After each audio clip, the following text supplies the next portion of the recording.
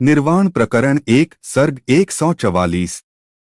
वशिष्ठ जी बोले, हे राम जी, यह जो वासनारूपी संसार है उससे तुम मंकी ऋषि के सदृश तर जाओ।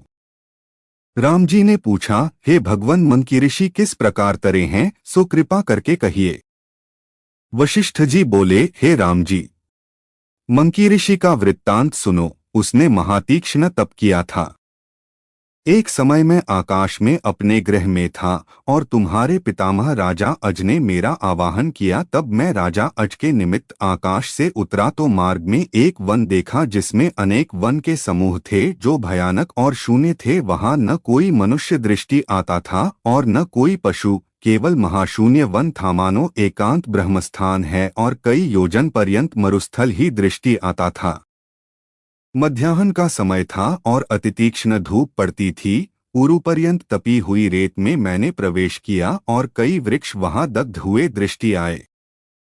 हे राम जी, उस शून्य स्थल में एक अतिदुरखित विदेशी मुझको आता दृष्टि आया और उसने यह वाक्य मुख से निकाला कि हाय हाय, मैंने महाकष्ट पाया है। जैसे किसी को दुष्टजन दुहक देते हैं और दया नहीं करते, तैसे ही मुझको धूप और मंजिल ने जलाया है और मैं अतिदुहक को प्राप्त हुआ हूँ। हे राम जी, ऐसे वचन कहता हुआ वह मेरे साथ चला जाता था। जब कुछ मार्ग आगे गया तो एक धीवरों का गांव दृष्टि पड़ा जहाँ 5 अथवा 7 गृह थे।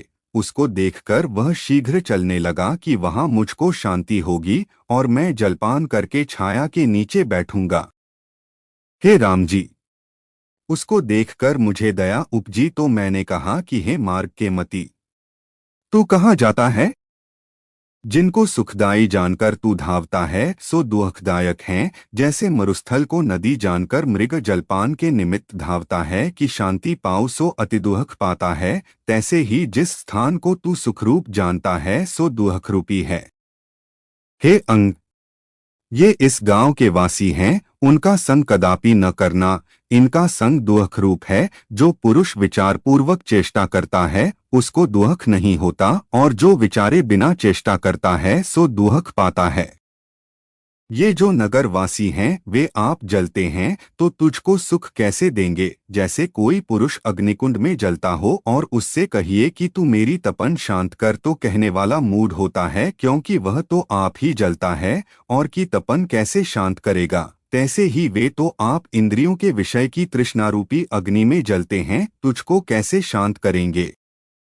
हे मार्ग के मीत, पृथ्वी के छिद्र में सर्प होना, मरुस्थल का